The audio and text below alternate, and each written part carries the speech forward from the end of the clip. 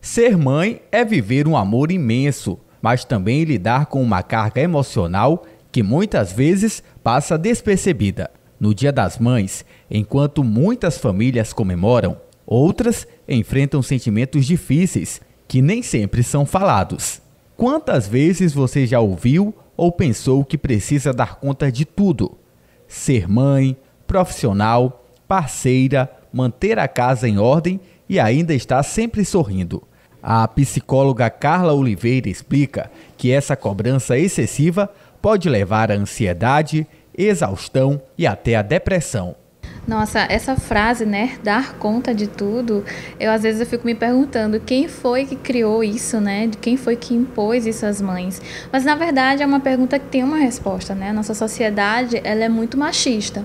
Então quando nasce uma mãe, nasce uma obrigação de ser uma super mãe, uma super heroína, né, que dá conta de tudo.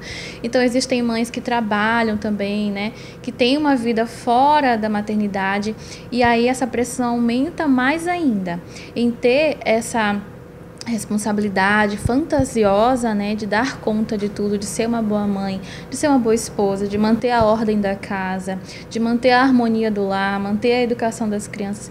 Perceba, a lista vai crescendo. Quanto mais eu vou falando, mais obrigações vão vindo para essa mulher, né? E isso é uma questão de adoecimento. Quando essa mãe, ela não tem uma rede de apoio em relação ao emocional, né? Algumas mães não têm oportunidade de fazer psicoterapia, né? De entender, de ter autoconhecimento, elas vão mergulhando nessa obrigatoriedade que foi imposta pela sociedade. Quando essa mãe ela tem autoconhecimento suficiente para entender que ela não precisa dar conta de tudo, e sim dar conta daquilo que ela consegue, dentro da sua limitação, dentro dos seus limites, ela consegue viver uma maternidade mais plena, com ela mesma e com seus filhos. Para muita gente, essa data traz mais dor do que alegria.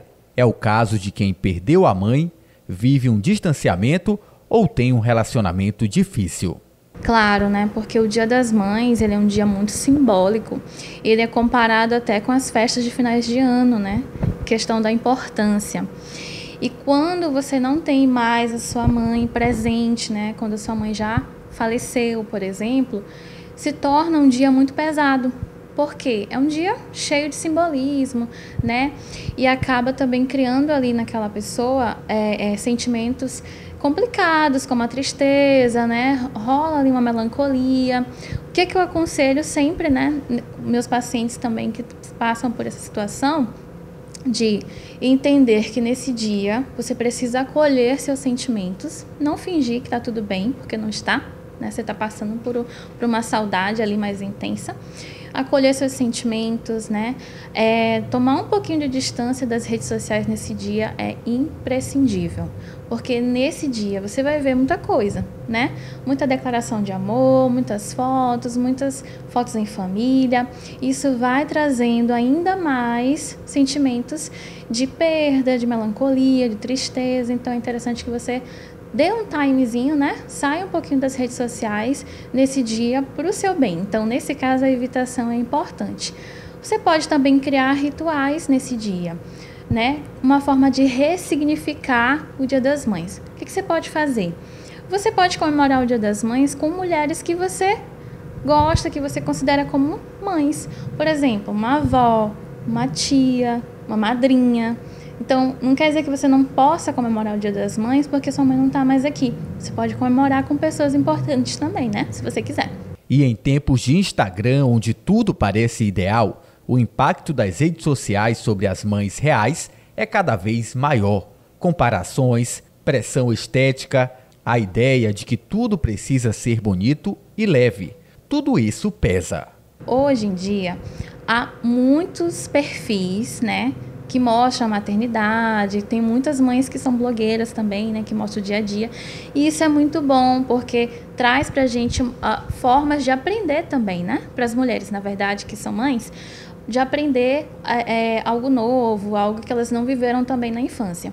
Mas há uma situação que a gente precisa frisar, que é muito preocupante, que é a questão do excesso, Quando você começa a viver a vida daquela blogueira, daquela pessoa que você não tem contato, você só vê pelas redes sociais, você começa a se comparar. E quando há o sentimento de comparação, você começa a se perder nessa maternidade e quer viver a maternidade do outro. Você quer fazer igual para acertar. E quando você não consegue acertar, vem o sentimento de culpa, de inadequação. Eu não sou uma boa mãe, eu não consigo. Há também a pressão estética, porque a gente também vê algumas mães que mostram, né? Depois de nascer o filho no puerpério, já está com o corpo ok, né? Existem algumas mães que mostram muito isso nas redes sociais. E aquela mãe que ainda não conseguiu voltar para o corpo que era antes, começa a se deprimir, vendo que a outra já conseguiu se recuperar. O que você vê na rede social é um recorte daquilo que foi gravado, editado, para ser postado.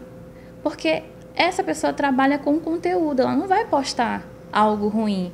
Ela não vai postar que ela se estressou com o filho, que ela não deu conta da casa, que ela esqueceu de fazer, que ela não deu conta de fazer o almoço, que ela esqueceu o lanche da criança para levar para a escola. Ela não vai postar isso.